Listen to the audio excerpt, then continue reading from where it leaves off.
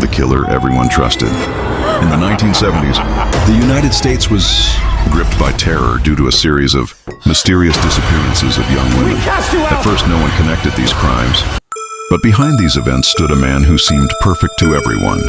His name was Ted Bundy. He was handsome, educated, and spoke with great confidence. He didn't fit the stereotypical image of a criminal, and that's why no one suspected him. Ted approached his victims very cleverly.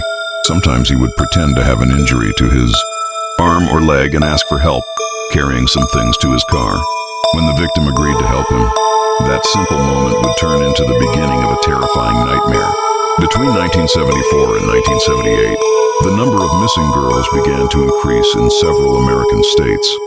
Eyewitnesses reported seeing a well-dressed man who introduced himself as Ted. But the police didn't have enough evidence to prove anything. The killer continued to move between states, taking advantage of the poor communication between police departments at the time. As the months passed, the crimes increased alarmingly. In one incident, Ted broke into a college dorm room at night and attacked several girls as they slept. This crime was one of the most shocking in U.S. history. Despite the severity of what happened, he managed to escape again. But his luck didn't last long. In 1975, a police officer stopped him for a minor traffic violation. When the officers searched his car, they found suspicious items. After a lengthy investigation, evidence began to accumulate against him. He was arrested and tried, but surprisingly, he escaped from the courtroom during the trial. He jumped out of a building window and disappeared. After weeks of pursuit, he was recaptured, but the story didn't end there. Shortly after, he escaped a second time from the same prison.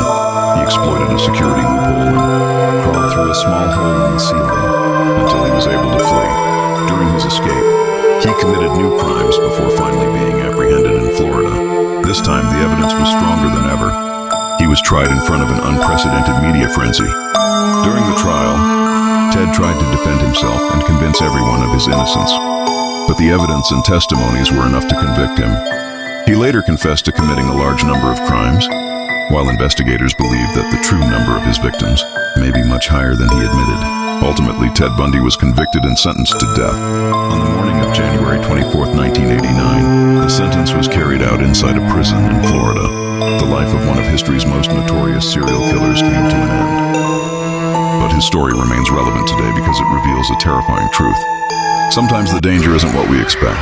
Sometimes the kindest and quietest person can seem to be the most